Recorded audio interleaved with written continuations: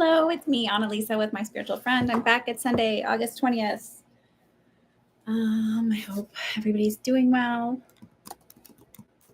Might be quiet today. See if anyone shows up. I done a couple readings yesterday. I don't normally do more than one reading on Saturdays, but I did two because someone was flexible for me because my one daughter was in an art camp and they had she was learning portraiture this week, how to draw portraiture or self-portrait, and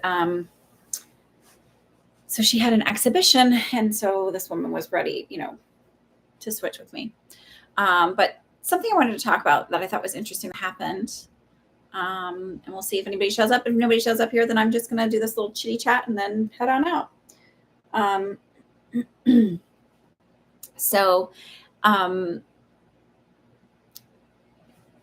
this is a woman who was she does something for a living. I'm trying to be discreet. Hello, Julia. Hi, Rathka. I didn't know if anybody's gonna show up. So I'm just like randomly telling stories. So I did this reading for this woman yesterday who her line of work is helping others with their own emotional needs. And she's really good about, because I told her, I was like, oh, you're really good about, keeping boundaries. And she was like, oh, I don't know. Is that like, because I was saying like, I just noticed it. And she goes, well, is that bad? And I said, no, I just have a thing where if you don't want to talk about something, if there's a subject you don't want to talk about, or you want to be, sorry, shiny forehead.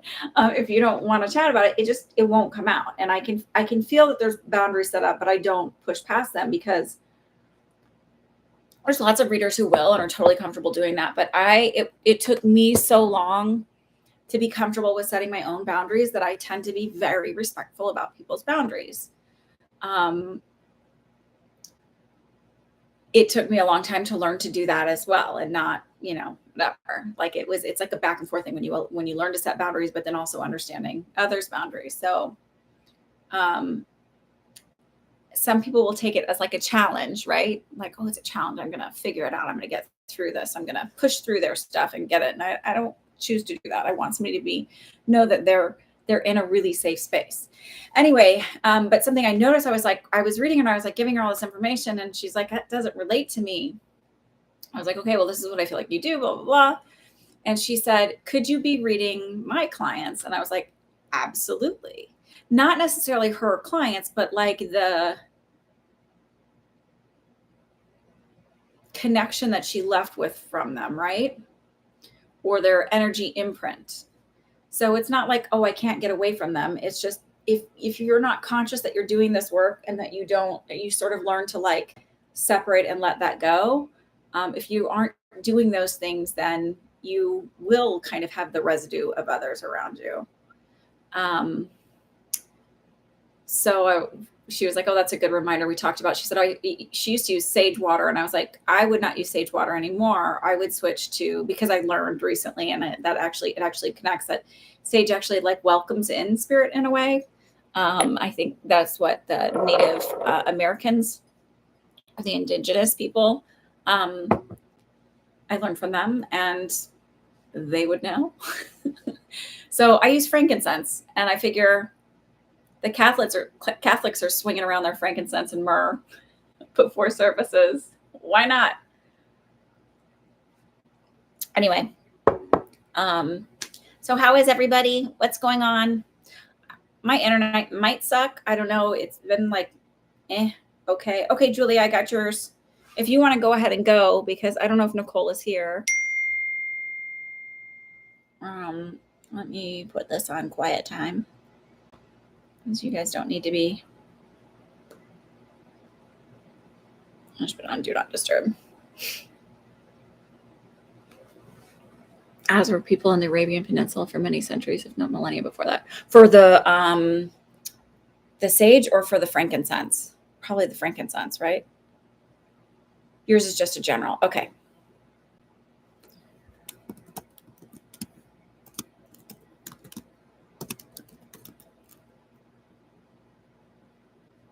Oh, well, there you go.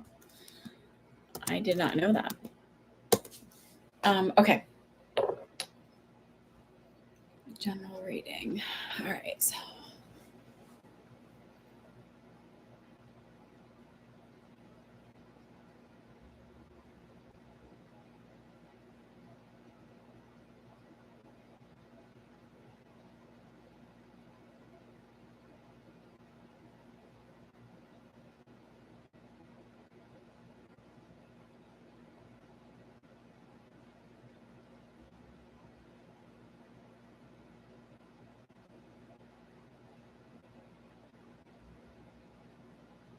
So the first thing I felt heard was needing to slow down and pace yourself and focus in more. And then I was just noticing how only the left half of my body felt like really open, and I felt very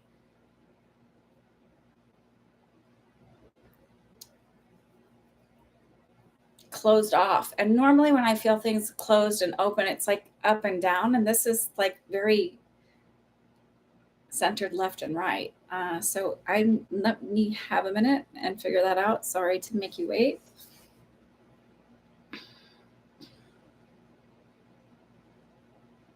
Are you having a lot of sinus pressure and headaches and things right now?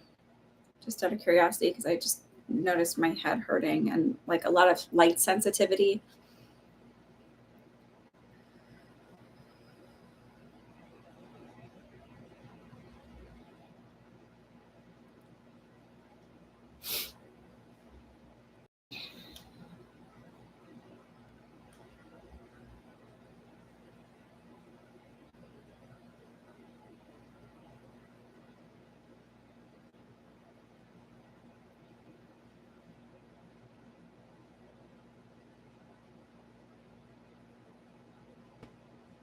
A lot of distraction for you and a lot of worries. And I also feel like a lot of um,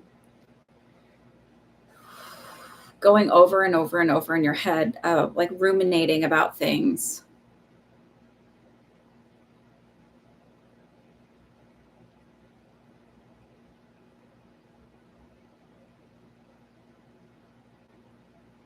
And I just keep hearing, I know this is really general, but I just keep hearing like it's all going to be okay. It's going to work itself out. Trying to find your center and your calm. Um,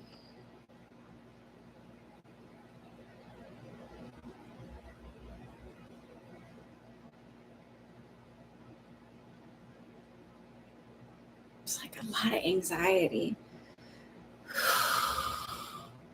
Or right-sided hip pain, migraines. Okay, but no sensitivity issues. Okay, so maybe that's why I'm feeling like this, like split, and everything's like on the right. I feel like I feel open and okay here, and I feel really blocked on this side. Um,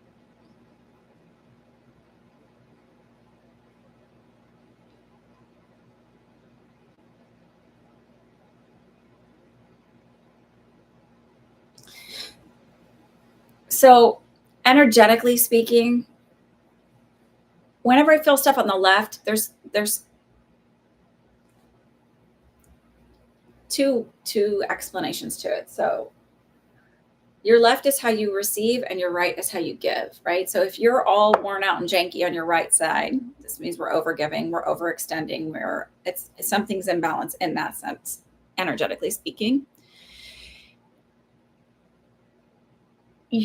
And it's also your connection to like if you're connecting with spirit, this is your like family members, right? Your left side is open. It didn't feel blocked at all. This is how you receive. This is how you connect with spirit and the divine and your higher self. Um,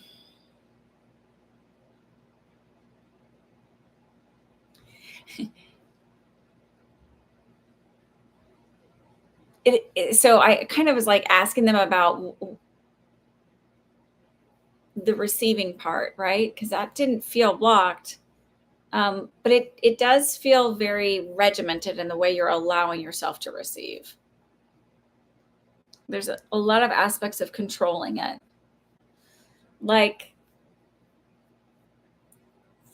for example, someone could help clean the house, but if it's not the right way, it becomes more frustrating for you.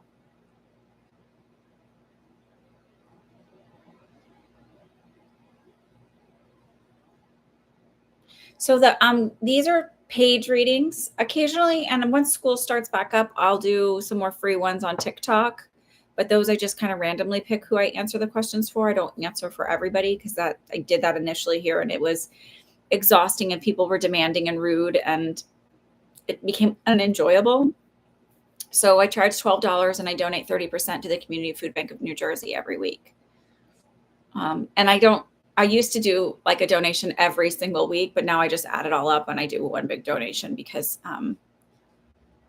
it's like annoying to print up all the receipts at the end of the year.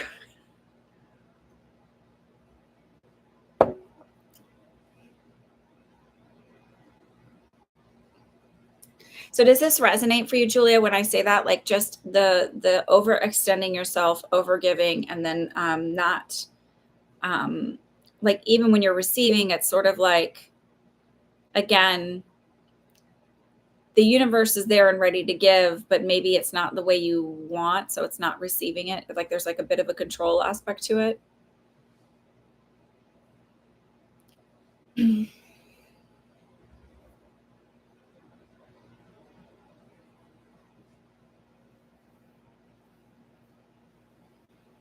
Yes, definitely. I have been too busy. Okay. Um,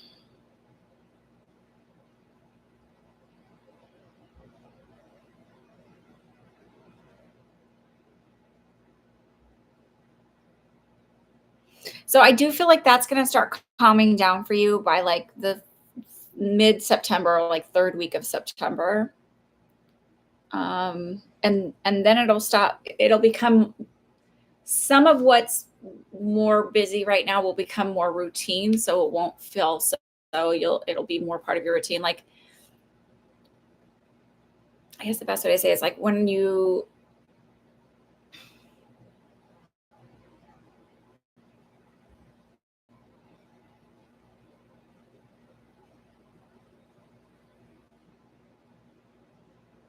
oh, okay. So that makes sense. So maybe once you see she's settled in, it will be that's probably the timing of it. Um,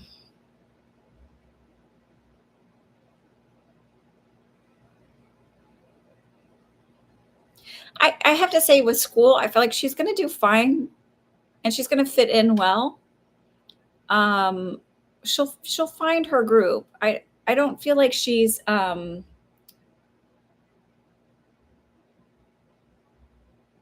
I don't know that she'll necessarily be besties with her roommate, but I feel like she finds her group.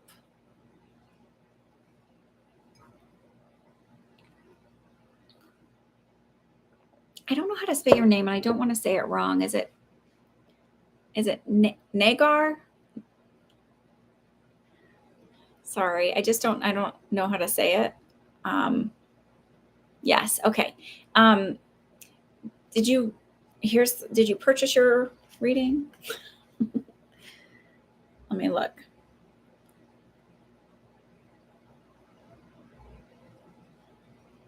Mariana, I have you and you sent and Rothka, I got yours as well. Okay. So let me put your prices on the list. So the ruminating and the worrying, it's all going to be okay. I feel like it's just, look, you're going to spend so much time. One of my friends posted something. It was something like all the things that went wrong in my life never even happened or something like that. Kind of like you worry and worry and worry so much that,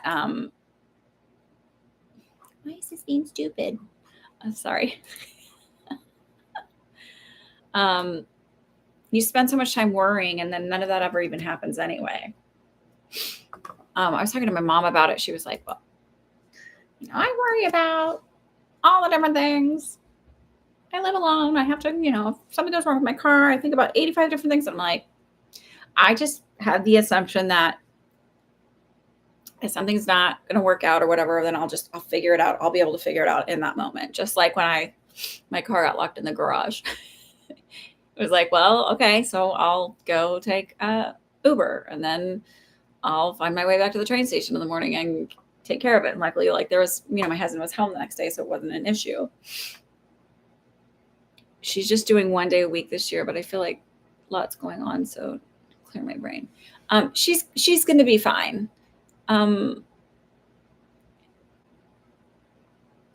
It feels like, so what I'm going to equate the roommate thing to, because it's funny, like after I said, I was like, oh, maybe she's not moving in. It's like, is like the person that she should be close with or whatever is like, it's not, maybe it's somebody that she previously went to school with. They're not going to be that close, but she finds her group and it's going to be okay. They said you're just finding things to worry about. They're like, stop finding things to worry about.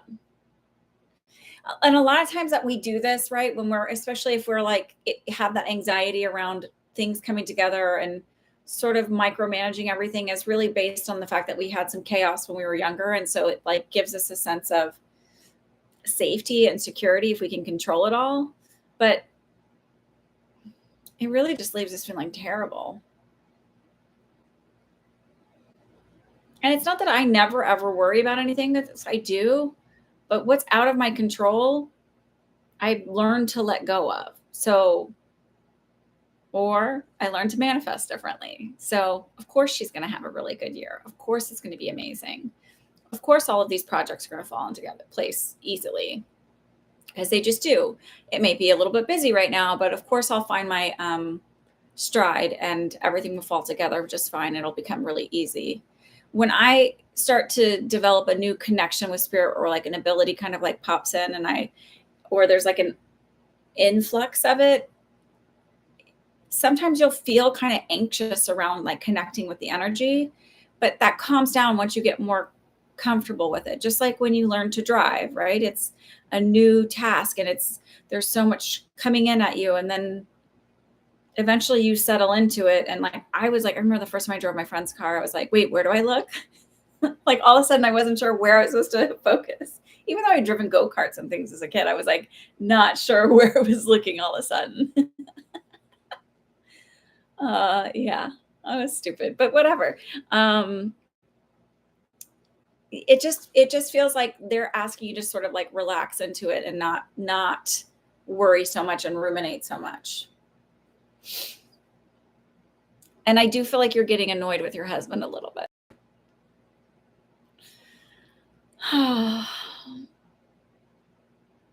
Some of that is you're picking up on his energy, and so it's just send it back to him. Send it back.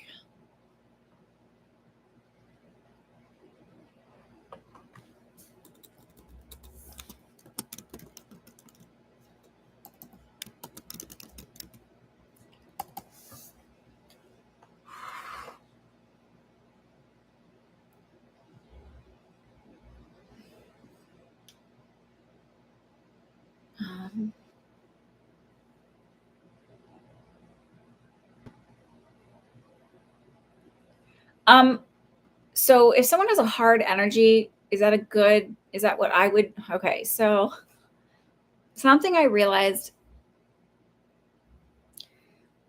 there's two thought processes to this. Ready?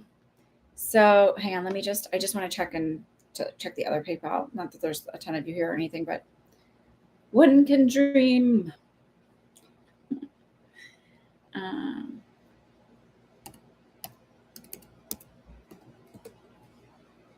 But I appreciate your loyalty and you're always being here, by the way, for those of you that are here. It's not that I'm like, okay, so there was just a payment that came in earlier today, and I'm wondering if she forgot.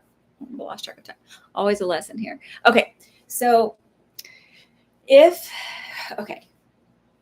you go from the context of our beliefs create our reality, right? So then how people show up is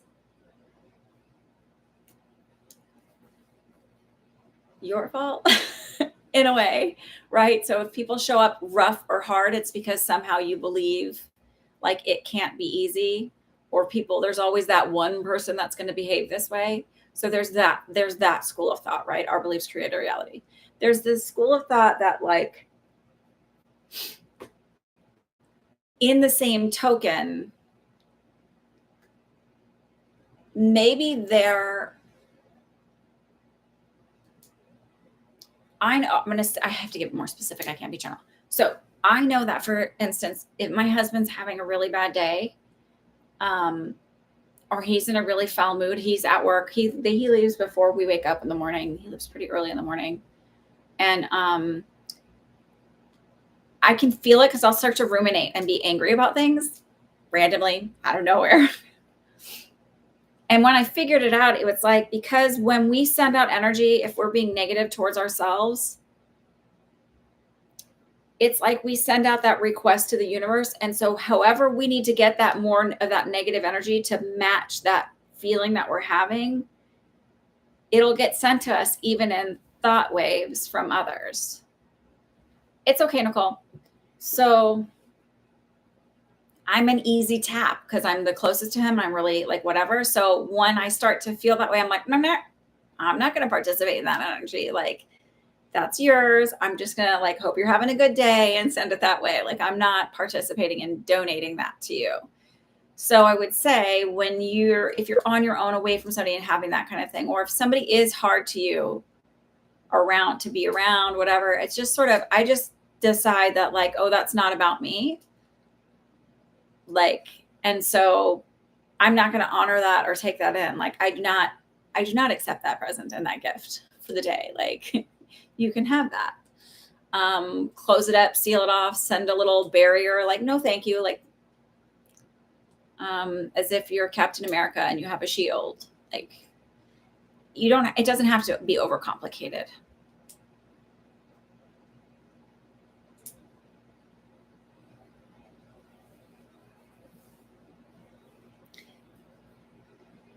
That's like, it's so simple in the sense that, like, I was doing a reading for a woman, and she was asking about her grandmother. And I had said, whenever I do a private reading, I do a prayer of protection. And I always say, like, I don't really need protection because it's always there. I'm safe. Everything's like whatever. But I always like, and my guides, the grandmother wouldn't come through, and they were showing me she was just not a very, very nice person in life. But I always say, only allow those with the highest love and light to come through. Clearly, she wasn't for that, but that's the first time that's ever really happened. So my point being is, like, it is that simple to set up energetic barriers around yourself. It doesn't have to be this overcomplicated, like wearing 15 stones and having an evil eye and blowing this and doing that. Like, that's somebody's practice and that's their beliefs. And so then that lends to the power. But if you just say something simple, like, I only allow the highest love and light energy to come through to me. I only welcome this energy. Or I saw something else today about like transmuting. Like, this one woman was saying, like, when people are talking bad about me, it always brings me money. I'm like, dang, I like that one. When people are like giving me the stink eye behind my back or to my face, that just sends me more money. Some grannies are just a little evil. I liked my grandmas. My one grandmother called me an old crow when I was like a sophomore in high school because I was wearing like darker, heavier makeup or whatever. She meant well. She also tried to give me her gefilte fish one day when we were at Passover at my uncle's family's house. And that was cruel and unusual joke. Haha. And my other grandmother, I know she was not a great mother, but she also grew up in and out of orphanages. And so I don't think she really had the skills, and probably had some neurodivergence. And I definitely think some hormonal imbalances, because the more and more I learn, I'm like, oh, I noticed those. Like, there's like red freckles and it's a sign of estrogen dominance. I was like, oh, Gami had those. And I have a couple of them. I'm like, and I definitely am estrogen dominant. So I'm like, oh, that's interesting. That would make you kind of all over the place. Anyway, thoughts, feelings, and concerns.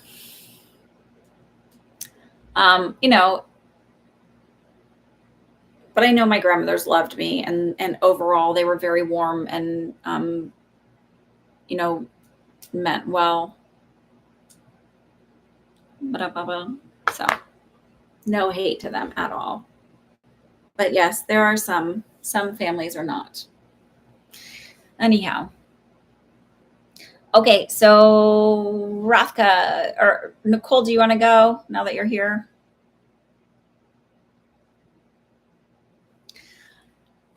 I have a screwy family, but it is what it is. It's part of who I am. It's what probably led me here. So I don't know. You can wish all you want for something to be different than it was, but it's not. I can't change it. But I am who I am. So, you know, you live and you learn, move on, and you take whatever from your hardships and hopefully maybe help somebody make theirs not so bad, or process through it, or not repeat the same thing with those that you love around you, whether they're children or just the family that you adopt. Not as a legal adoption, as in like, your friendlies, your friend families, whatever, you know what I mean? My question is, what's coming in love, please? Kind of took the end of Stefano hard and he's meant to be back. No, he's not meant to be back. That was very quick. Nope. Okay. I'm going to say this. One of my clients yesterday, and I adore her. And so it's really hard because it's one of those ones where it's like, I can see somebody coming in. This is the same thing with you. I can see someone coming in. I see how it's happening, but I don't understand why it's not. And it was very clear yesterday. And it's really hard to say to someone, and I'm saying this to you because it is the same exact thing. You have to focus on yourself. You have to learn to set boundaries with other people. You have to learn that like your happiness is not going to come from outside of you. Your rewards from God are not going to become because you were a really good daughter and a really good friend. Like that is a fucking lie that we have been told. That's the law of attraction. If I'm really good, then I get really good things back to me. And I'm just positive and happy, and that shit's bullshit. And I've always said this to her. Hi, Gia. I've always said this particular client, like I felt like this person would come in sort of not more organically, like doing something. I was like, look, energetically, I don't see you putting yourself out there. And your energy is not exactly the same. Yours is more of like, won't somebody just love me and see me and value me? And it's like,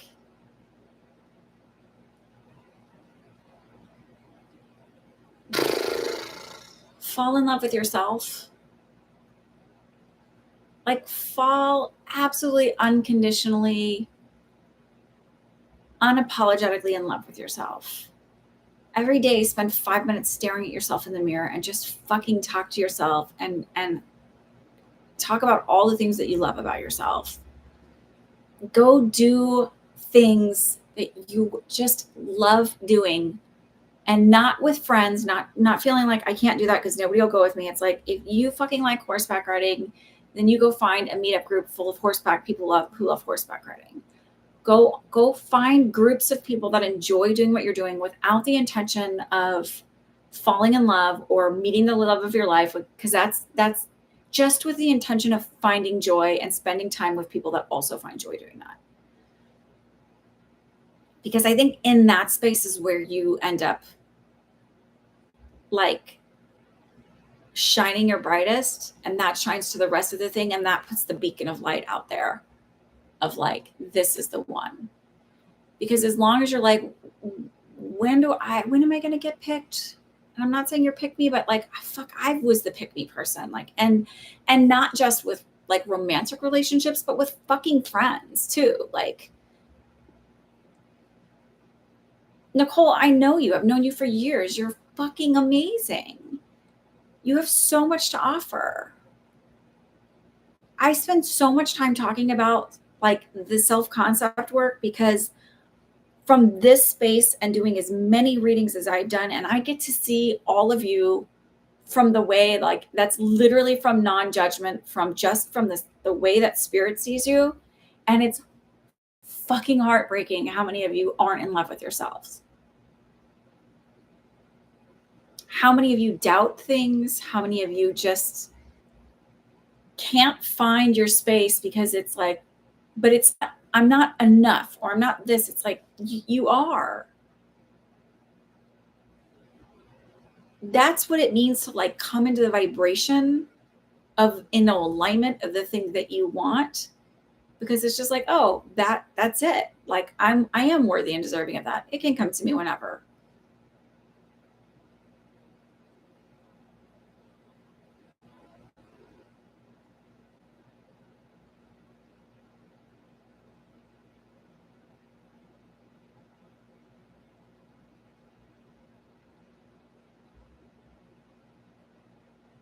And I know it's frustrating too, because it's like, well, I'm doing all of those things and nothing's happening. It's like, just do them without any like, well, if I do this, then I'll get this. It's just do it to fall in love with yourself. Just do it like just experience this bit of life in fucking pure, just like, I'm just gonna go enjoy the hell out of it and soak up all the joy. Like when you see somebody just out doing their thing, like, do you think like, oh, what a loser? You're like, that's fucking awesome. Look how much they shine. Look how bright they are. Also, the other part of this is like, we are going on a humanity level, I think, societally for sure, big shifts where women are standing in their power and they're no longer accepting patriarchy and misogyny as the like, well, this is all I get, so I just have to fucking take it. And they're, you know, women are more, and that's why you're just going to be seeing lots and lots of shifts. But that shift is happening, but men haven't quite caught up to the new way of being. And the dating pool is kind of going to be slim pickings for the next year. And it's not because you're not good enough. It's because you're in that transition period of like, I'm doing the self work. I'm not quite there yet. And so like what seemed like a catch before is now kind of like, eh. And that's why you're not energetically vibing. Take that motherfucking trip to Bali. Are you, is it like a group thing, or be safe though? You know what I mean?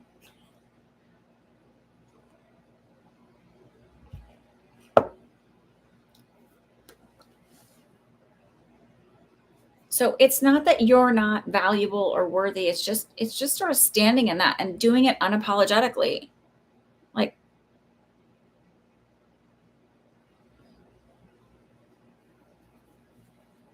Like not subscribing to that, like, if I'm not this perfect size, or if my nose doesn't look this perfect way, or if my makeup's not perfect, or if I don't have the right outfit on, or if I'm not just perfectly retouched and, you know, my skin has texture to it, that I'm just not this, or if I have cellulite, it's like, ugh, bleh, vomit on everything, that all the bullshit that we've been sold. If I'm not kind enough, if I'm not, you know, pleasant enough, if I don't deliver it with my face just held just right, like,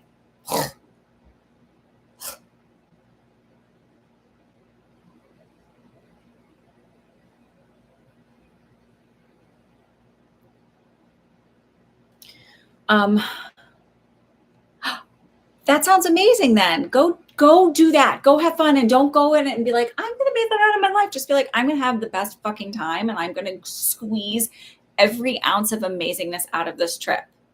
And I'm going to find the humor in it. And I'm going to find out how much I love myself. So instead of like feeling like, oh, too bad I'm by myself, girl, go and be like, fuck yes, I get to go do this kind of stuff. And I am amazing enough that I don't have to wait around for somebody to give me permission that they're going to come and enjoy the time with me. I'm just going to go do it. And I'm going to meet amazing people, and maybe they're friends. And maybe it's not that you meet the most amazing man on that trip, but Maybe you meet someone who's like, oh my God, I live where you live or whatever. And they're like, I have a brother who's single and they would love to meet you. Like, you fucking never know. But if you don't take opportunities like that, that'll never happen. So go do those things and just have fun and be amazing and be independent. Because the other option is you can be the pick-me girl and you settle for somebody who isn't worthy of you and isn't deserving of you and doesn't value you and doesn't appreciate you, and you feel totally completely lonely in a marriage. Who wants that? No one.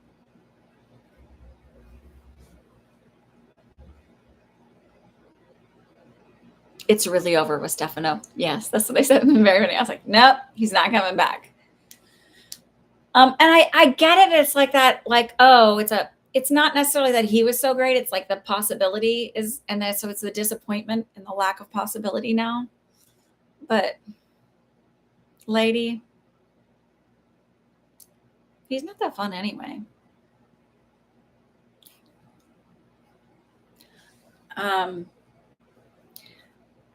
Your guides give a little too TMI, or maybe you're just more comfortable with me. But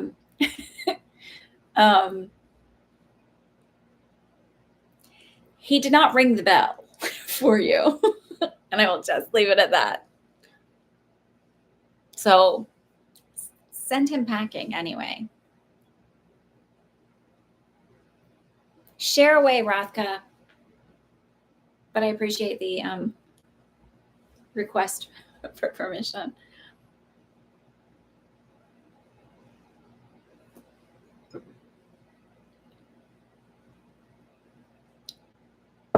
Also, I did a reading for Rothka, like, hi, Jeffrey. I did a reading for Rothka like a long time ago. And I saw the person that she's with now. So just saying. It doesn't mean no one's coming. It just means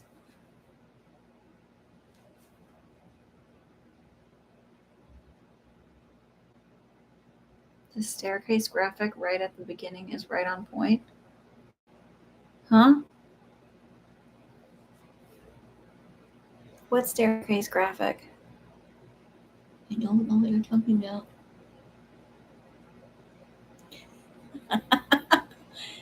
Oh.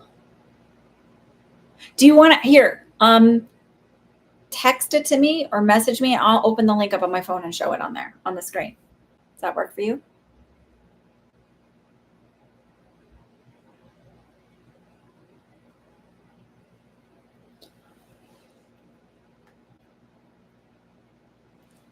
Okay.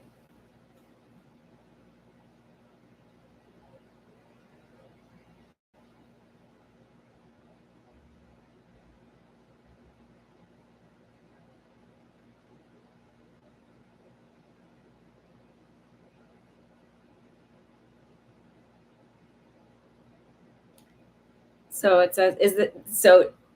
Hang on, let me see. You want this? Hang on, which staircase do you want me to say? Graphic right at the beginning is okay, is right on point. So yeah, it totally is. So she said, this is how it feels like when you're single, you feel like you're down there and the couples are all up there. And you're just like, it's never going to happen. And it says, at first glance, research seems to back this up, suggesting that married people are on average happier than single people and much happier than divorced people. But a closer analysis reveals that if you split up married people into two groups based on marriage quality, people in self-assessed poor marriages are fairly miserable and much less happy than unmarried people.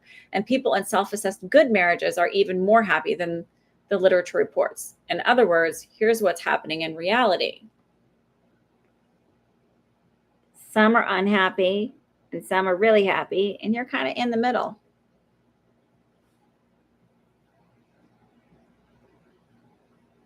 And then it says, dissatisfied single people should actually consider themselves in a neutral, fairly hopeful position compared to what their situation could be.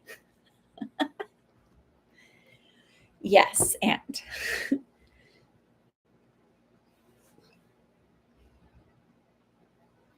Yes, and like I've been in your perspective where it feels like there's something wrong with you. And part of that is honestly when we get this idea that if I'm not in a relationship, I'm not working, I'm not a catch, I'm not like whatever, I'm not lovable. Maybe I'm not cool enough, I'm not fun enough, I'm not smart enough, I'm not sexy enough, like whatever story we have in our head of what we're not enough of to for somebody to see us. And the truth is it's patriarchy that sells us relationships and the need to be in a relationship and the value of a relationship. Um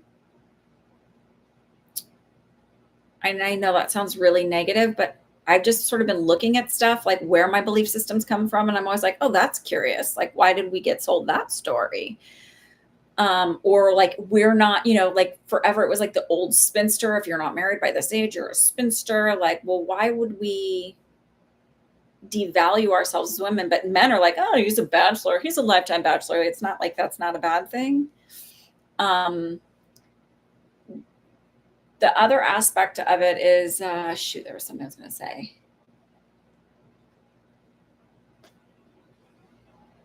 I don't know. It'll come to me if it's important.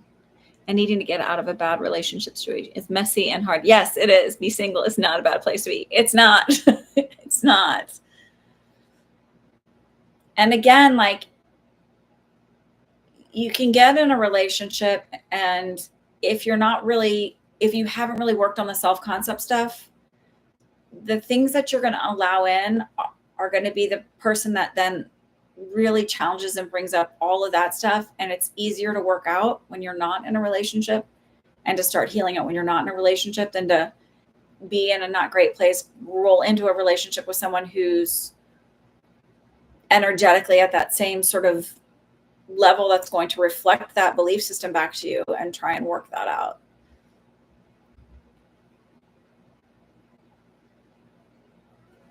And I'm telling you, I've been where you were at, where it was like, there's something wrong with me, or it's not. It's like, there's nothing wrong with you. And you're not ever having too high of standards. It's like, it's okay to see that, like, well, maybe the problem's not you. Maybe the problem is the rules of the game and the way that men have been taught to work within relationships,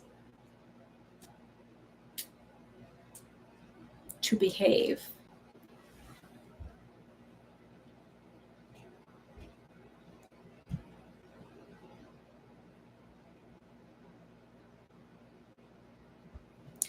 Wait, hang on. Can you let us know the list? Sure. I will for sure. I think you're next, Mariana. And we were just talking about the Nicole thing. So I'm not getting a time frame for a relationship. I got a definite no for,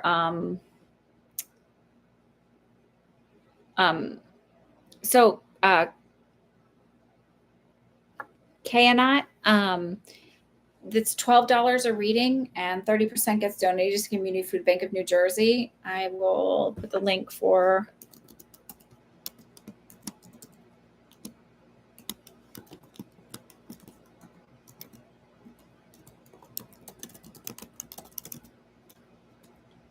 I really probably should wear reading glasses when I do this.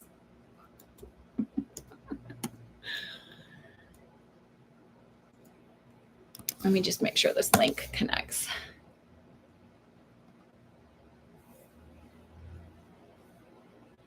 Yep. Okay.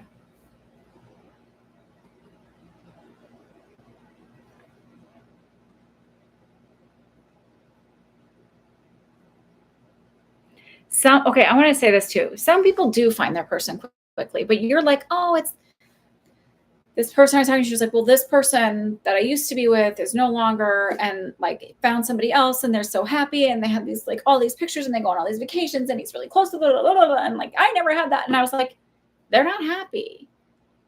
Like just because somebody posts pictures that they're so happy and they're so like, especially then when she told me like she writes these glowing reviews of her this woman's ex, and I'm like, no.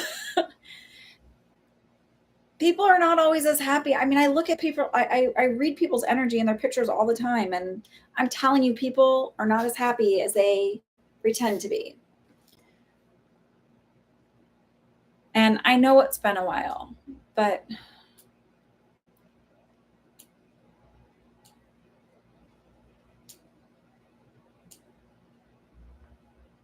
I don't know.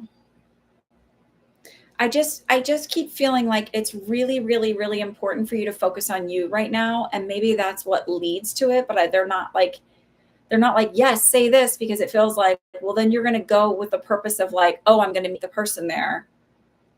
And they're like, we really want her to just unapologetically fall in love with herself and be so comfortable in her own skin. And then that's when the walk-in happens, where you're kind of like, I'm okay being single and I'm okay being in a relationship. And then it just like releases all of that. Yeah, you can tell from pictures. Like, so easy. Like, so easy. There's a lot of famous people who are definitely not as happy as they portray their relationships to be. Definitely not. Like, a lot of misery behind all that lovey-dovey-ness. Okay, so Mariana, did you go quick?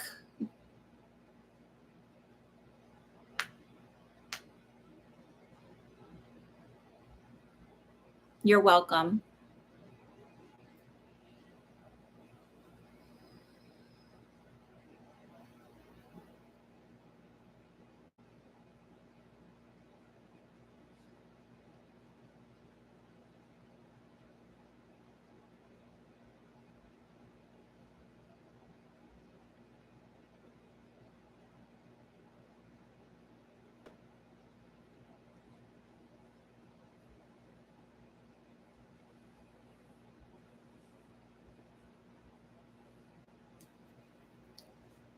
My husband is trying to finish a documentary on PTSD and veterans.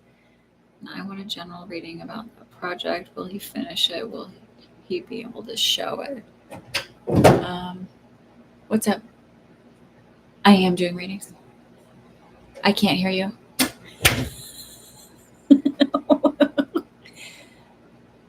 Sorry, he's my oldest.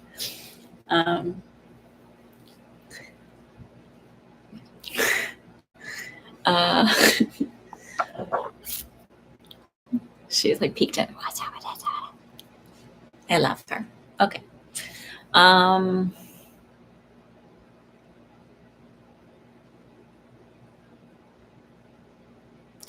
feel like he will finish it, but I feel like it's next year. And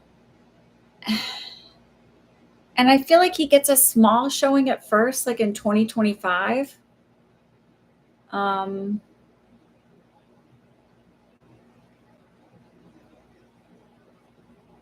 maybe it's like,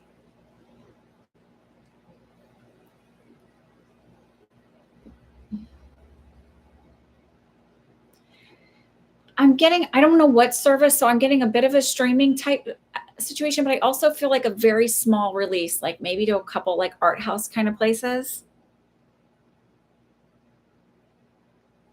Hi, Regine.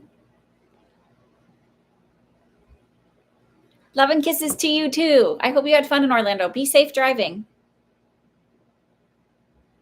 Will he be happy with the product? Okay, I'm gonna say this. They're like, it's good, but he also tends to be like the glass is kind of half empty kind of dude. So it feels more like he's gonna have disappointment that maybe it's more because he's like has a very harsh inner critic.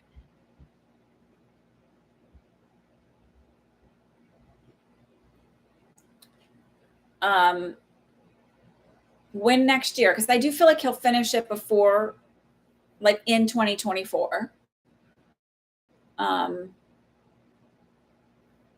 Okay, so that's why. So it's like it's going to be good, but I just feel like it's really hard for him to just be proud of it.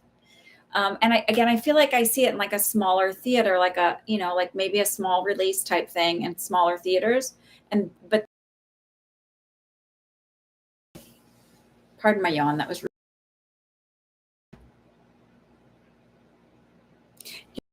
two little ones have been like running around. I don't know why my 10-year-old thinks it's funny to do pickup lines. I guess she hears them from kids at school, but she's like, she'll look at me and go, "Are you the son?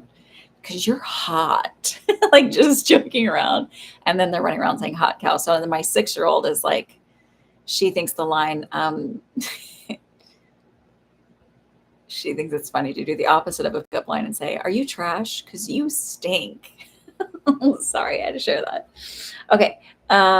Sure, Shar, you can donate. Good to see you again. Okay. Will he get financial support? It'd be fully self-funded, made by himself. Um, for the full movie or for the one he's doing right now?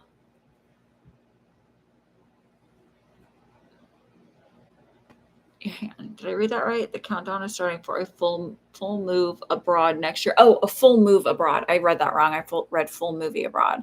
So, are you moving to Portugal? Is that where you're moving? Um, I'm seeing. Okay, so I don't know. If this is that much or very helpful, but I see like a $50,000 grant.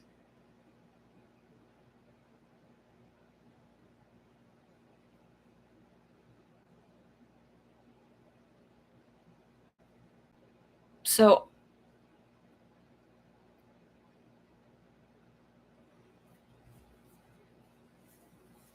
and that may bring him a little bit more of a partnering type investment, but I feel like it's going to be a bit for himself.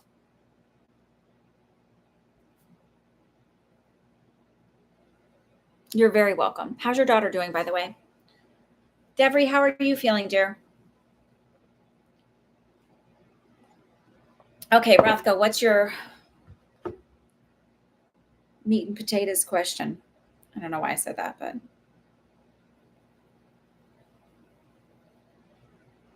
so I've got Rathka and Gia. You're very welcome, by the way.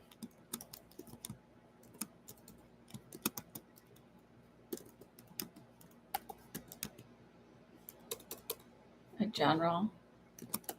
Okay. Okay.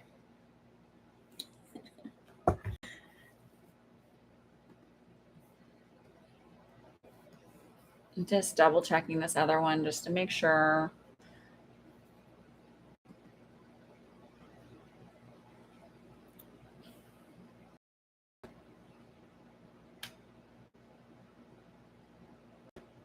Seven four eight 803. Nope, should have told you that. Jeez. Sorry.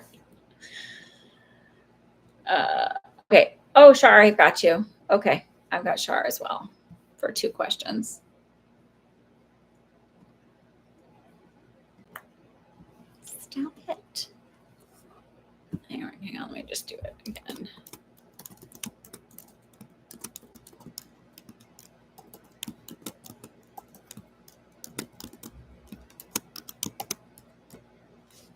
Okay.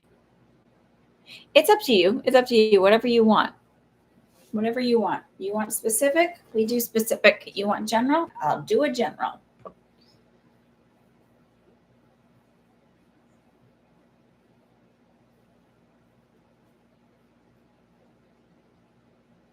If you're not subscribed to my email, please do that. Because I send out these things, but I'm going to start. I'm working on something I want to share, and then I'm going to also be sharing. I'm going to open up a psychic development circle like mid September. You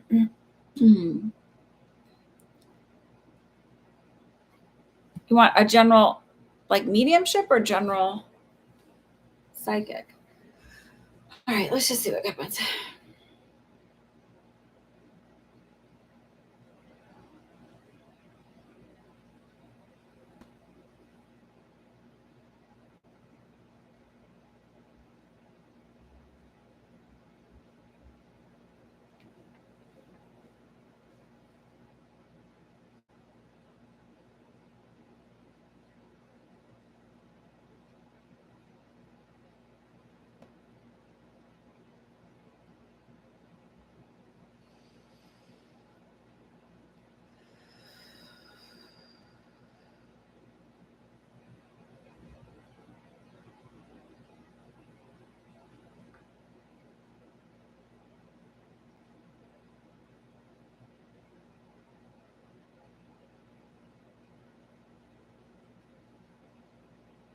So I keep seeing you just sort of relaxed.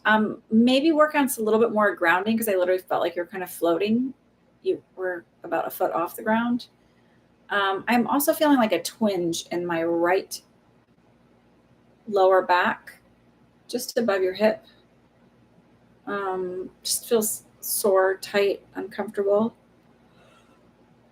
Uh, I mean, remember how I said earlier your left is like connection to spirit and your right is connection, like the familial connection, like your left is how you receive, your right is how you give. And so it's not that I think that you're overdoing it now. I do feel like you're setting some healthier boundaries, but I feel like it's just old residual stuff. So that's like kind of where your psoas muscle would pull and make some discomfort, right? So maybe looking into doing a somatic psoas release. You can look them up on YouTube. There's even some really quick ones you can do on TikTok that show you, but it just feels like releasing that energy. Excuse me, doing it with intention will help any of those blocks that are there in your sacral and your root chakra, and will help you ground a little bit easier.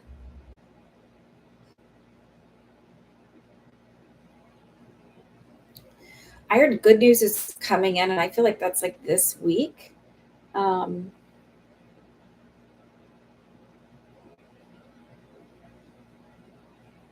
I also feel like things are going to be moving a lot quicker than you realize for settling down where you're at now, and getting property and just kind of finding your footing there. Again, it feels like maybe before you went over there, you had one view of how it would be. Excuse me, and it turns out that it's like actually been completely 180 degrees the opposite of what you expected, like feeling much more safe and secure and warm and welcomed and appreciated.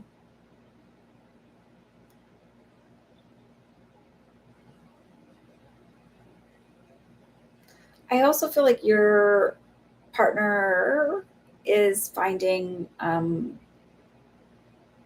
a sense of more appreciation there, even though it's bringing up a lot of old stuff. It's just a sense of feeling more appreciated.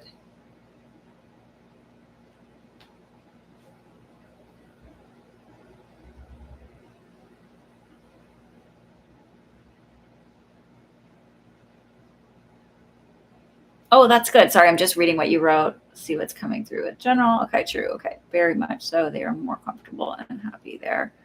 This is very hard. Okay. Um,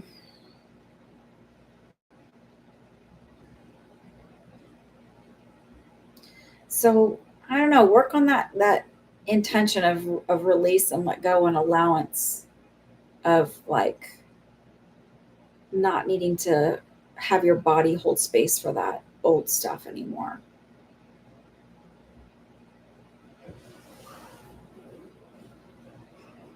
I'm sorry, I keep yawning. I got. I think. Oh no, I slept kind of crappy last night, but whatever. Okay, I found this on the Oh, web for keeps no, Yardley. shh, Check it out. Shh, stop it. So rude. She interrupted so rudely. I don't even know what she's looking for. My kids and I laugh because I'll ask to look for something and I'll be like, whatever. She'll answer something and then all of a sudden she'll go, I'm sorry, I can't show you that right now. And I'm like if we're driving, because my kids will ask questions. I'm like, I don't know, let's ask. Okay.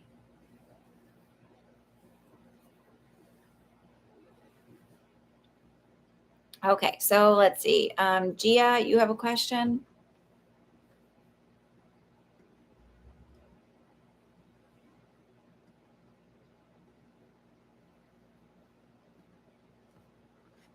You're welcome, Rathka.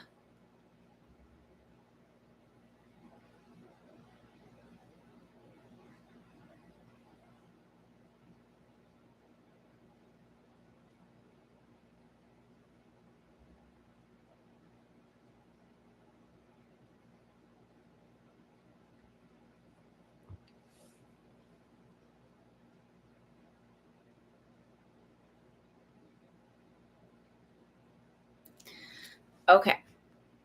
I'm going to talk about in the general this idea of purpose because and then I'll look into it a little bit more, but I want you to understand where.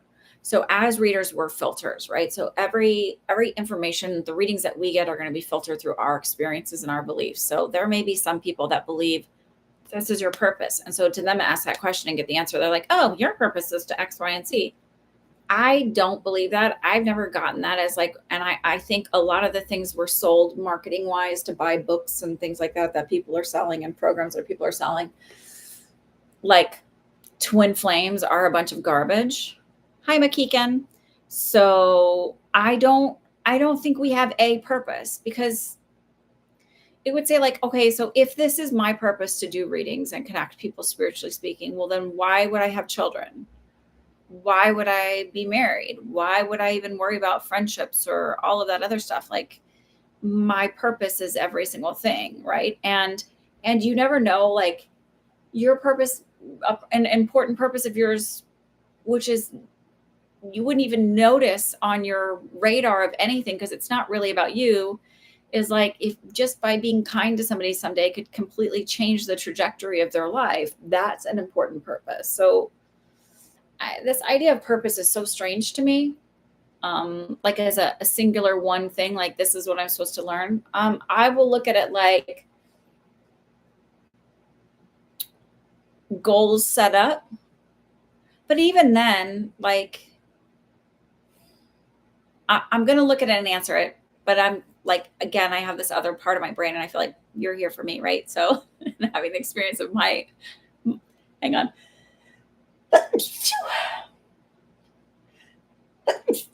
Excuse me, wisdom, insight, experience.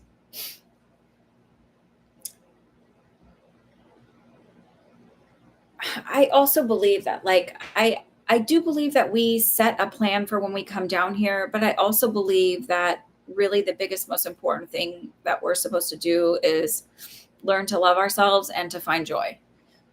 Because through loving yourself, you end up extending love out to others and shining that out to others, and finding joy, you end up radiating that out to others too. And doing that is not an easy, doing either of those is not easy or like just like, oh, I just like did some affirmations, I was fine. It's like, no, it's work and it's effort and it's practice. And it's not something that happens overnight. And it's not something that just sustains because you did the job. Like you have to maintain it. And you're doing that under circumstances of a world that just seems awfully treacherous and horrible a lot of the time. So that's a massive uphill battle sometimes. But given that you understand that, that's where I come from. I'll look at and see. Okay? Okay.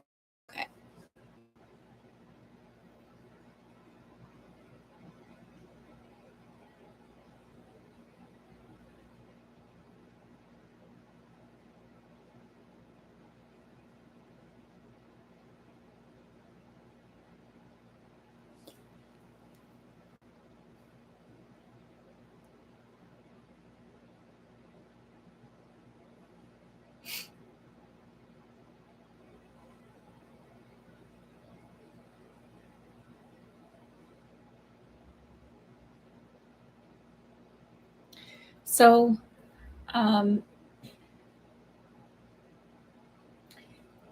this is going to kind of come out in this idea that somehow time is linear, which it's not. So, meaning like your past life, you had this experience, and so this, and it's not karmic, but so like we take different roles in different lifetimes to experience things differently.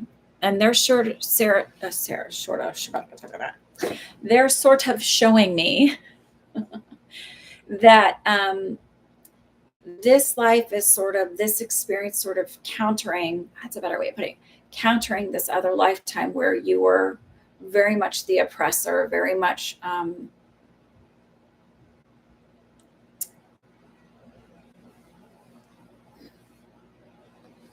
had it a lot easier, didn't have many struggles.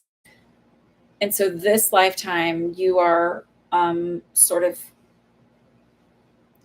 you were a man in that lifetime, and this is countering that one where you're experiencing life as a woman, and someone who is oppressed and someone who is struggling a bit more, and learning to do that with like grace, and to be kinder to others, and also learning what it means to really have to stand in your power and find your voice.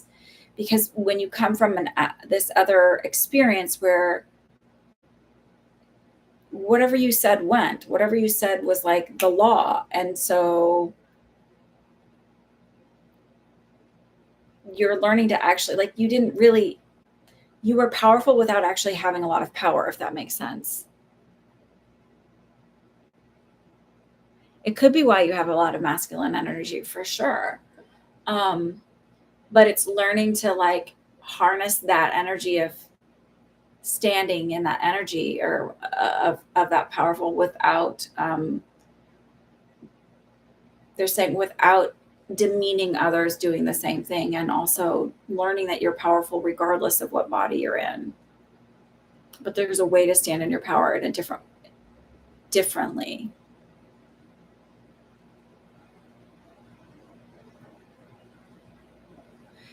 Hang on, you have this stupid little, they put a heart and I can't see what you typed because it blocks part of your typing. So give me a second to figure out what I have. Obstacles after obstacle, and it's so tiring. So when you look at that from, okay, so sort of when we look at readings and energetically things from that perspective of like, there is a sense that it gives your power away a little bit. So how to really harness your power is, so you're saying I have obstacle after obstacle and it's so tiring. You're stating that as fact. And so the more you put that energy out there and you create that belief system, like this is how it always is, then the universe goes, oh, you want that? Let me give it to you. And I'm just going to do a little tiny crude drawing to show you what I mean by that.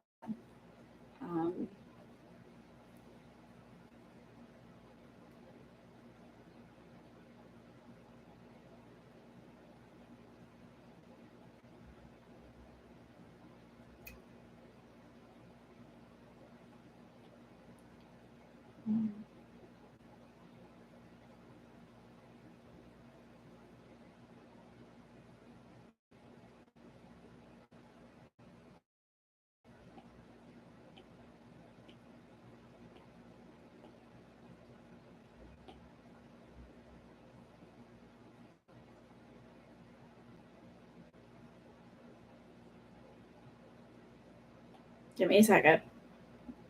Bear with me.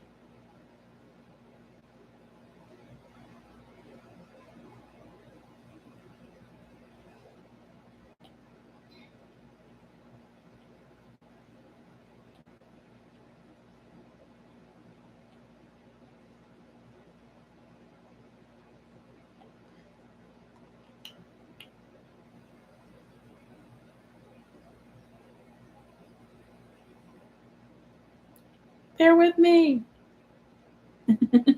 Thank you for your patience. What is she doing? This is going to be the most amazing drawing ever. I just wanted to have more color so you could see it. Okay, so ignore the body. That's part of what I do for my reading chart. There we go.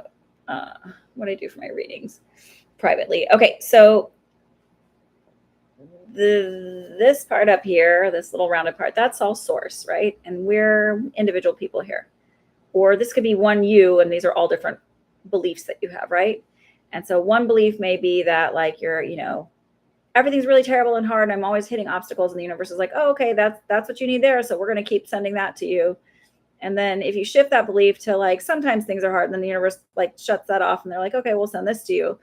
It's whatever your belief is. The universe just keeps sending you whatever. And when you start to shift that belief system, and the reason why it takes a while, and people are like, why isn't it happening in 3D? Because it's like you have to wait for time to kind of catch up to itself. Like if you're switching out a filter in a refrigerator for a while, after you change it and you put a new filter in, you have to like you have to run like something like 4 or 5 gallons of water through it before it like stops. For a while, it's like, and it's like pushing all this air through, and then you're still getting kind of like yuckiness. Like it takes a while to get the fresh new stuff in, even though you've popped in the new belief system, right?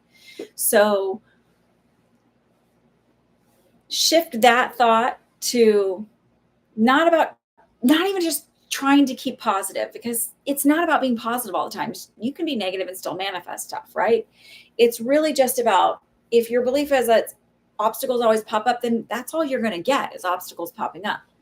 And your brain is the thing that notices everything like an algorithm. So if you have the algorithm set that way, then it's always going to find the obstacle, because that's the algorithm is set that way. So you sort of have to start deciding that, like, maybe even if it's shifting to like, well, sometimes obstacles come up, but everything always works out for me. Or even when the obstacles come up, I always manage to like figure it out. And that's easier to start shifting that if you look back at it and you're like, well, yeah, obstacles do come up a lot, but it always falls into place. So you can start shifting it like even literally. So it's like, I woke up the morning tired, dead ass tired for a long time. It was after I got COVID back in September. And I didn't equate that as being long COVID, even though I have no stuff, which I'm healing now and all this other stuff. But I just thought I was just really tired all the time. I didn't think of myself as, until I really started looking at it. And I couldn't go to like, oh, I'm not tired, because that was, my brain's not going to buy that. My brain's not going to re-register that. My brain is going to be looking at you like you're nuts. So I just shifted to like, I'm ready for the day, because that was the thing that I could make work. And in doing that, then all of a sudden information started kind of popping up about, because I was no longer claiming being tired, how to heal my body that I had never come across before.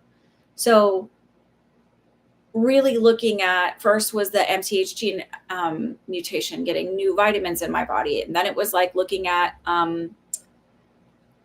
insulin resistance and hormonal shifts and all this other stuff, where it was like, I am now not tired all day. I'm a little tired right now. But I mean, this is not even near the level of tired I would be all day long, like where I couldn't keep my eyes open. I don't know. So it's just a thought. So it's like, it's a practice. And even the best musicians, the most talented athletes are not always on their best game. They have bad days. So allow yourself those days to be not at your best, not at your A game, and like not go, well, I've screwed it all up now and ruined it. It's like, no, just some days are like, well, it's not my best day. Like even weightlifters, like you can't go in and PR every single time that you do it. Like you're going to have days where you're a little bit lower, and you just go, okay, I can, it's okay. I can just step back. And so you're not always gonna be like, oh, I'm the most amazing. Like some days you're gonna be like, fuck. But as long as you like kind of go, all right, I recognize that, I see that, let's figure out where that's coming from. What do I need to shift? Am I connecting with somebody else's energy? Is there something else I can refine? Okay. We all have to work on changing our belief systems. I think that's a huge, we get programmed from like the ages of 0 to 10, essentially. I think, so I've seen things from 0 to 5, 0 to 7, but I really believe it's kind of up until 10. And I say that because like those are like the really juicy years for programming, because at 10 is where you start having, you stop going from literal thinking to complex thinking. And literal thinking is sort of the way your subconscious works, right? Like it doesn't have the complexity of it. It doesn't matter if it's true or not, it'll believe it. Okay. What's your other question? Oh, wait, no, this is Char's question. That was yours. Sorry, dear. Hopefully that was helpful.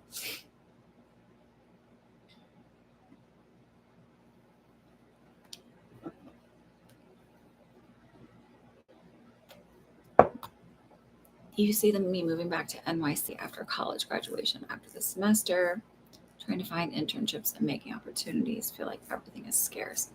Okay.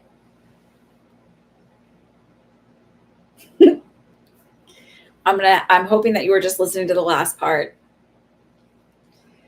Look, this is what happens for me when I became very aware of belief systems and like what my phrases are. And I'm like, oh, I really, because my brain is so tuned into like looking for it myself, I see it in others too. And I'm like, okay, but how could you say that better. It may feel like everything's scarce, but it's fine because something always works out for me. It's fine because I know that there's going to be a job that's there for me. It may be scarce for others, but it doesn't have to be scarce for me. A. B. I don't know that you'll move back to NYC. You may end up in like just the outskirts. Like I don't see you in Manhattan, I should say. It may be that you end up just outside of Manhattan. Dana, these are paid readings, and the PayPal link is at the top. It's $12 and 30% I donate to the Community Food Bank of New Jersey.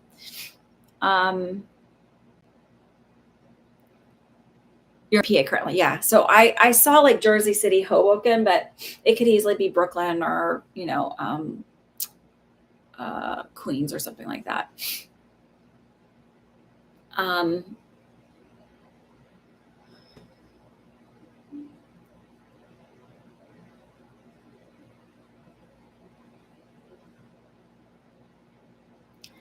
I don't know that you get an internship. I don't know that your internship is going to be located in Manhattan either, but I do feel like, or not, is that not internship? Is that what I'm looking at? Yeah.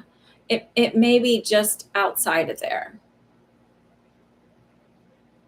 So again, like Brooklyn or Queens or something like that, or even Jersey City.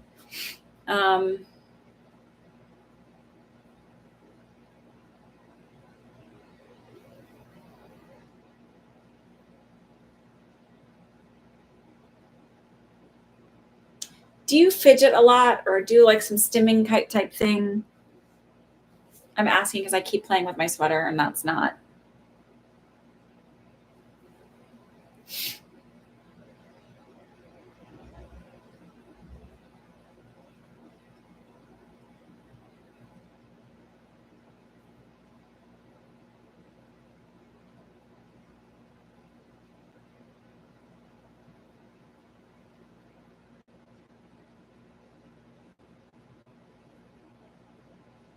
Yes, you fidget a lot. Okay. Okay. You're welcome, Dana. So, because I felt like the anxiousness. So that's okay.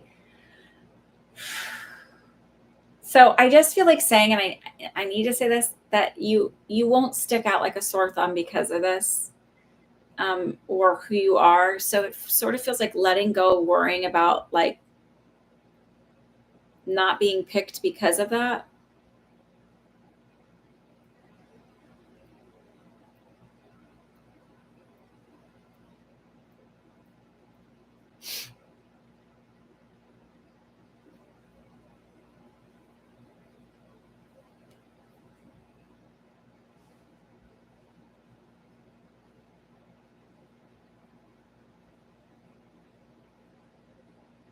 And also I feel like there's a concern that maybe like, oh, like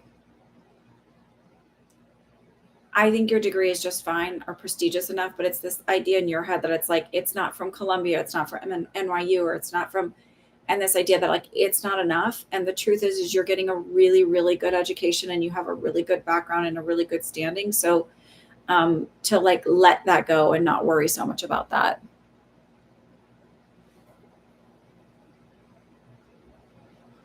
Oh, which is, I literally did not read that. So you just said that about not being good enough in the career. So it felt like, okay, perfect. Yeah. And it just feels like not to let that go. So I'm saying this from the standpoint of, I went to school. I was working on, first I went to school for nursing, and then I like, just was like chickened out because I was like, oh my God, it's so much studying and it's so hard. And I did not have great study skills. I didn't have great like executive function, all that kind of stuff. And so it was overwhelming to look at it first. And I switched to healthcare administration, which by the way, is a much easier degree to get. And I was I was a semester before I was supposed to start my year-long internship. And I heard a voice that said, you're going to go to school at the Tech and get your associate's degree in nursing. And, like family members who were like, oh, that's not a real degree, or, you're a real nurse, because they thought I was going to be an LPN or an LVN and not an RN, which I was an RN. I just had an associate's degree. And I felt really like, oh, my degree isn't from a prestigious enough place. It's not a bachelor's. It's only an ADN, blah, blah, blah. And the truth is I had a really fantastic education, and there was just a stigma attached to it. So um, you're good enough, and the perspective that you carry and the experiences that you carry and the fidgetiness and the all of that actually will lend to your being more creative and opening up more, and also like being able to connect on a more authentic level than others who have not experienced that. So take a deep breath.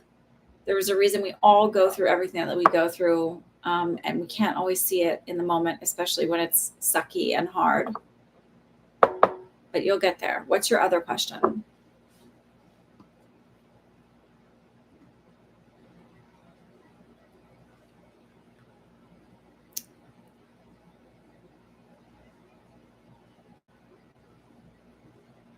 Oh, that's very sweet. Thank you, Dana. Let me answer Shar's second question, and then I will get to your question.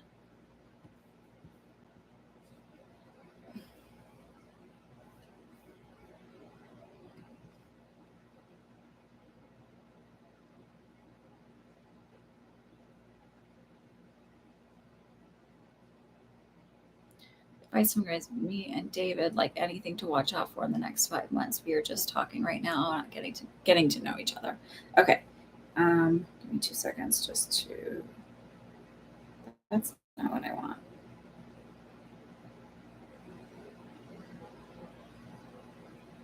All right, I have Dana's too. Okay. All right. So I think I'll look at red flags, or I'll look at where you might have struggles rather than, because I'll never say like don't do it. Well, I've said it a few times when I could a total piece of garbage. But all right, so let's look at David. And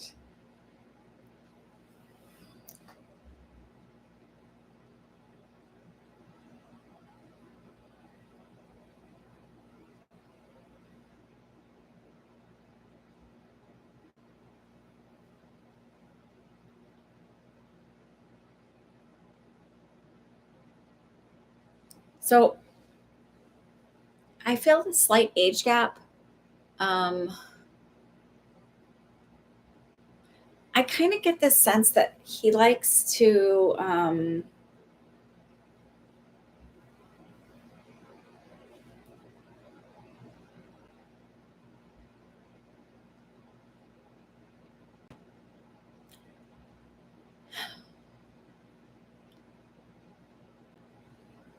right, I want to say it a different way.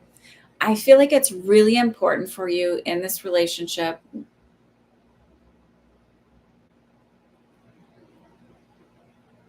to be okay with setting boundaries and standing your ground. So, and not allowing him to, I don't feel like he's demeaning, but I feel like maybe likes to be the smarter one. And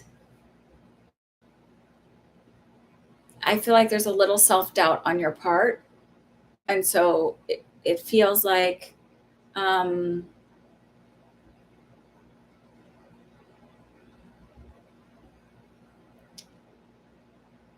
it's important for you to not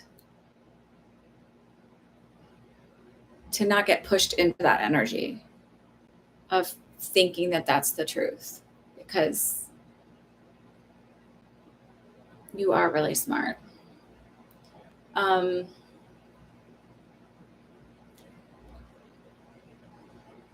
It just feels like it's important for you to not be naive, and to not doubt how you're feeling in a situation.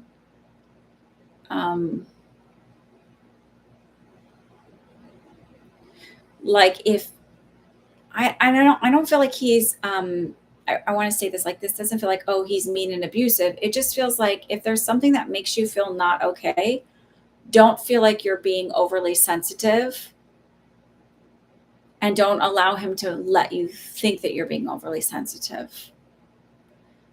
Because feelings are feelings, and they're like intuition. Like, there is no rhyme or reason to them. They don't make sense. They're just feelings, and it's okay for you to have them. And it's okay for you to have them without them being dismissed.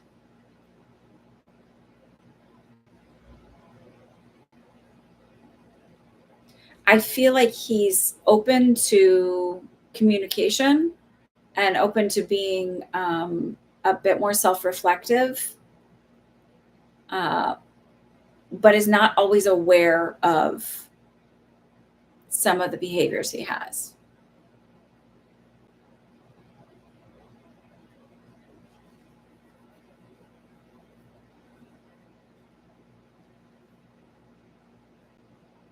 So it just feels like don't be afraid to use your voice. Don't be afraid to communicate things. Don't be afraid to be like, well, yeah, no, but that hurt my feelings, or I'm not really like, that's not, this is how I feel. This is what my needs are. This is what my boundaries are. And not being talked out of them. Yeah, I definitely told myself to be more intuitive. Something feels wrong. Yeah, it's not even like if it feels wrong. It's like where sometimes it's like somebody can't, like, I've had guys just do stupid things, and then like me feeling like I needed to ask somebody else to if this was okay for me to be upset by something.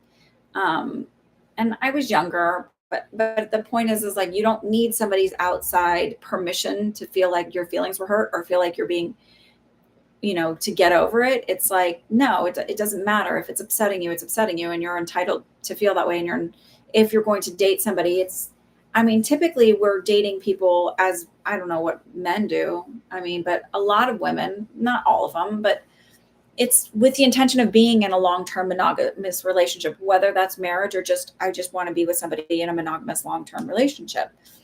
Typically, that's more often than not the truth. And so, if you can't have those conversations, it's not ever going to get easier if you can't have them when you're dating. So you might as well just out of the gate, get comfortable with it. He wanted me things too fast. I had to say no because I didn't want him to feel comfortable, and he was okay and still communicated with me after. Good.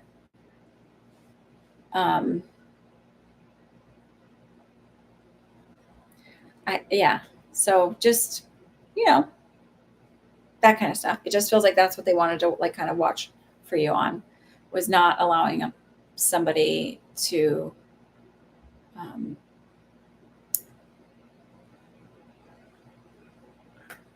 I don't know, make you feel smaller than you are, make you shine less brightly. I saw this woman who was like, it was like a thing somebody duetted on TikTok, and she was really funny. She was standing in front of people talking about, like, it was vulgar.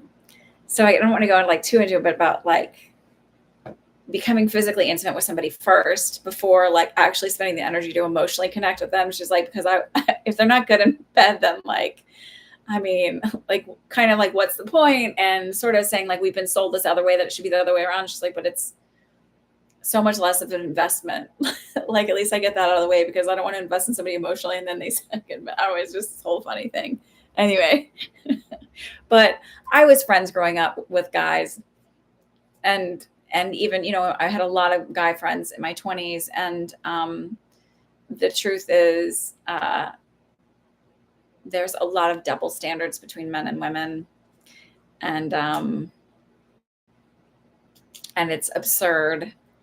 And I certainly, if I knew a quarter of what and like know on a soul level, not just like, oh yeah, or like sold that like, oh, those older women are just bitter. It's like, not bitter. We just see through the baloney. If I had known that when I was younger, I would not have tolerated, wouldn't have been friends with the majority of the people I was friends with. So I don't know. Just my thoughts. But that's what they were showing me with him. Just, that's where you need to be a little careful. Okay. All right. Let's see, Dana. Are you still here, Dana? My guides have a message for me. I think help find you. Okay. I don't know. I'm gonna zhuzh. Let me zhuzh. There's not much zhuzh in here. Come on, zhuzh. Oh, my kids used it. Let's see if there's any in this one. Yes. I have my smaller portable one. Okay. Okay. Not that your energy is gross. So let me just get through that. I just clearing out a little bit of the old dust from everybody else and yourself. Okay. So Dana.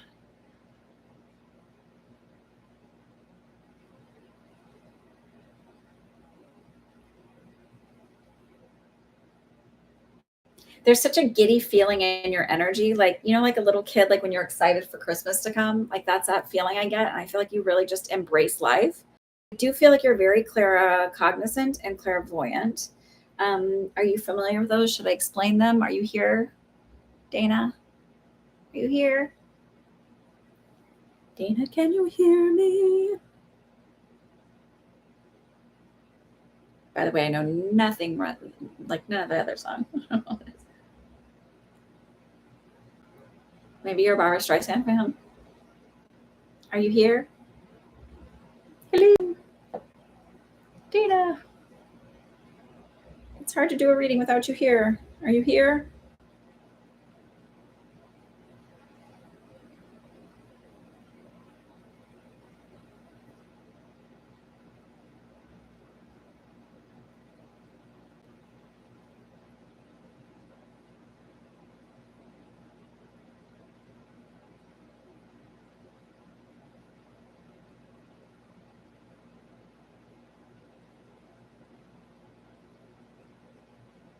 Oh, there you are. Hello. Okay. I thought, well, let me just do that really quick. Did you hear that? Does that make sense when I say that? Because I just want to make sure I'm connecting with your energy. Did you feel the giddiness and the like? I just felt like this like excitement, like a little kid, like when you're about to see Santa or whatever. And then I just feel very claircognizant and clairvoyant. Do you know what the clairs are? Should I explain them to you?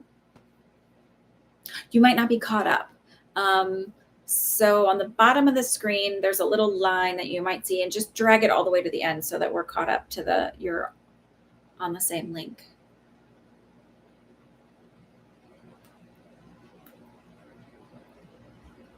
And yes, I did pick up my phone. I hadn't done class parent or any kind of leadership for a couple of years. So I just was exhausted. You're familiar. And okay, so I just felt like my claircognizance, clear knowing, clairvoyant is clear seeing. Can you validate that? Are you claircognizant and clairvoyant? I do feel like some of your other abilities are going to start opening up in the next. So like 3 to 4 months is where it's going to really start opening up, and like 6 months is where you're going to be like, bam, I'm getting really good at this. Developing our intuition is like learning a whole new language, and the beauty of it is a language that we create. So when other readers are like, this means this and this means that and and they're super hardcore about it, I'm like, yeah, but no, it's like it's really whatever you decide the language is, and then the universe follows suit, because the universe can figure out how to communicate with you however they're really just trying to follow your lead.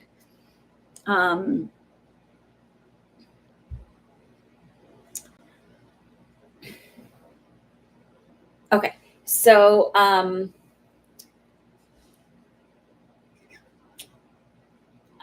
your clairaudience is going to open up. That'll come, and it more often than not, your clairaudience sounds almost more like your own voice. Occasionally, it might sound like a different voice, but here's the difference between how do you know if you're like schizophrenic or you're speaking to spirits? So schizophrenic. Okay, they're more intrusive thoughts. They're really repetitive thoughts. This is from what I understand. I don't know for sure, so don't quote me on this. But where it's like mental health, like so intrusive thoughts are always negative, scary, bad, like run your car off the road kind of thing, right? Or like that person is evil. Those are intrusive thoughts. Connecting with spirit and source is like it's very calm, it's very quick, it's out of nowhere, And they're not telling you to do bad, scary things like ever. Right? They might tell you to like, um, pack a bag, whatever, just in case, da, da, da. But they're not like, you're children of the devil. Like that is something scary and intrusive. That's more of a mental health issue. That is not source. And I know a lot of people want to like, well, there's these demons. Okay. But yeah, but that's not any information that you should ever be following, regardless if you want to believe it's demons or mental health issues. It's not information you should be following. Okay. Okay.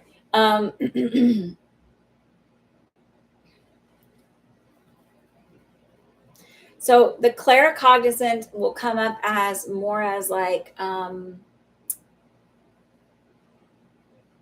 say you meet someone, and you just know, like you either you see their BS a mile away. You're like, you don't know how you know, you just know. You're like, ugh, that's like your barometer is just like, yeah, that's off. They're lying or they're dishonest or I don't know, like everything appears perfect. Like they're nice dressed, they are well spoken, they're friendly, they're very extroverted and they, shine and sparkle to everybody else. And you're just like, yeah, no.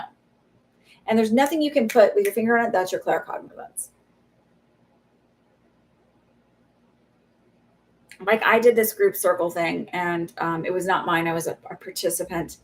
And everybody fawns all over this person. Like, oh my God, they're so amazing. They're so wonderful. And I'm like, and I can separate, I think, because I've had enough mentors on my spiritual journey where I recognize that like they can be teaching me something and helping me connect into something without them being really great people themselves.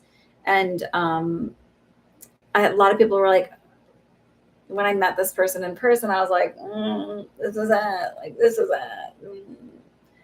And I had a couple of people, because I didn't open up to everybody about it, just a couple people. And they were like, no. And then like, then somebody's true colors will always shine. So it's like, just trust that. Even if somebody's like, no, they're so nice or whatever, it's like, just, trust that.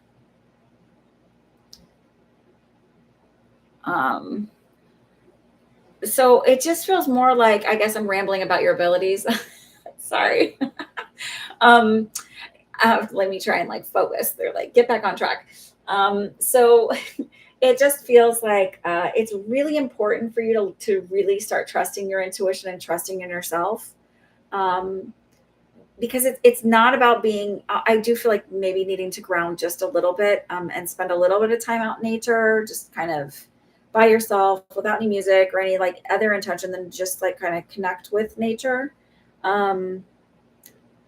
It just feels like it's really important for you to really trust your intuition and to allow that to help guide you a little bit more. So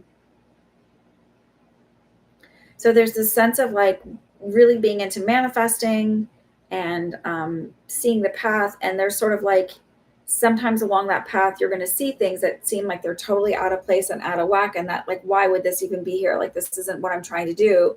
And they're like, stop trying to control it and make it the way it is. It's like, it is just the path that it is. And it will, if you learn to just say,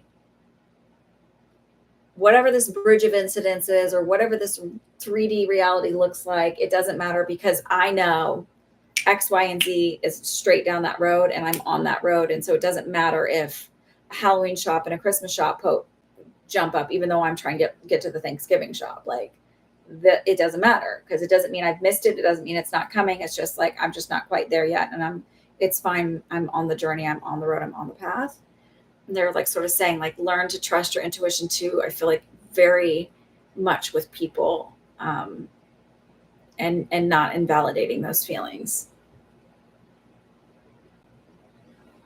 Do you want any more clarity? Because I just felt like,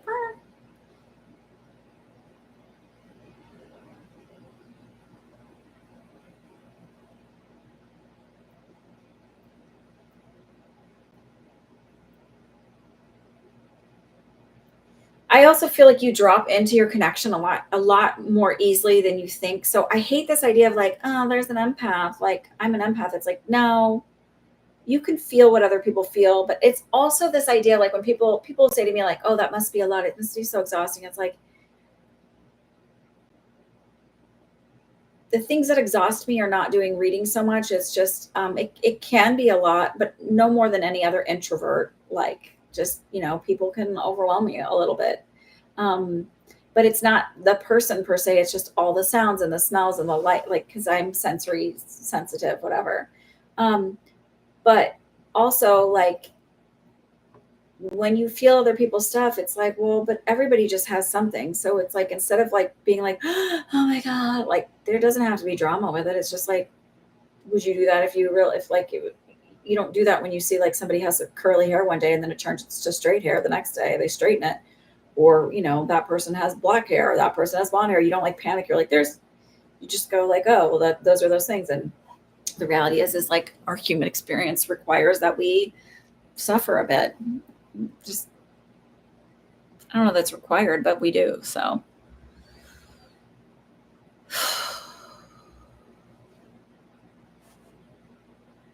you don't have to like ingest all of it. You can just observe it. And also, like, not to be like, you're not special. Like, everybody is special and nobody is special, right? So we're all special because we just are, but like not more than anybody else. So like when people are like, oh, it's such a gift you have, because I do feel like this will come up like as a thing where you're really going to start developing it more. It's no more brilliant of a gift than somebody who is really good with numbers, or somebody who sings beautifully or whatever. It's just, it just is where you lend yourself easily energetically, where somebody's energy lends easily vocally, or some people are just these amazing listeners, right? Do you need specific exercises? No. So a lot of people like to go like, oh, you have to do this to open up. It's like, you'll just open up. It'll just start happening naturally and very calmly. And sometimes when people are like trying to force stuff, they end up like limiting it instead of just allowing, right? It's just like when you try to force too much volume through a funnel, it spills all over the place and it doesn't, work. Or when you're pouring, those like horrible restaurant pitchers, you pour ice and water out of, like, if you're like, you try to pour it one way, it just spills everywhere. You have to like pour it on the side. So it's like, you sort of have to allow it rather than force it. So just, it'll happen. I think they're just wanting you to know that it's coming, and like not to be overwhelmed by it, or not to feel pressured by it. It would help. Yeah. Do the grounding thing though, by the way. And you can walk outside barefoot. You can just like touch a tree, connect with a tree. Just connect in that energy. The other thing is like open up your windows just to let fresh energy in. Ragweed's a little bit high right now, at least where I'm at. So I don't know. That might not be great if you have allergies. So I hope that was helpful.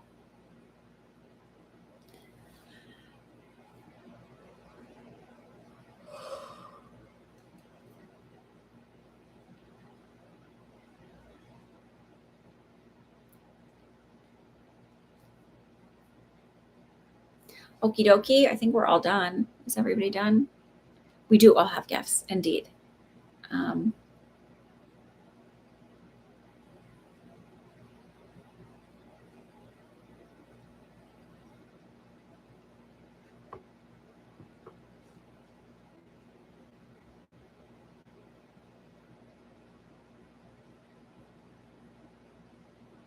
So everybody have a wonderful week.